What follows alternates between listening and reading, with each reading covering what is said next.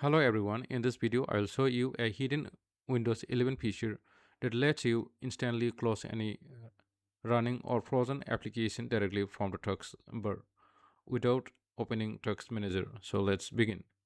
So firstly, enable the End Task option from the setting. So firstly, go to the setting and go to System. Click on System.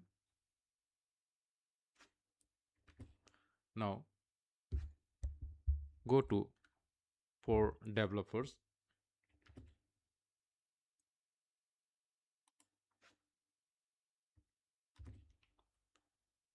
Now under developer, you'll see here and task. Just click on this button to enable it. After turning on the setting, just close the setting window.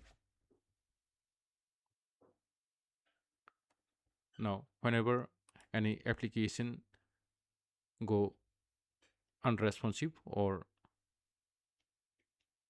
frozen, then just right click on the application icon from the taskbar and you will see here and task. Just click there and this application will be closed instantly. So this is how you can instantly close any active or frozen program in Windows 11 without using Task Manager. If this video helped you, don't forget to like, share and subscribe for more Windows tips and hidden tricks. And thanks for watching my video.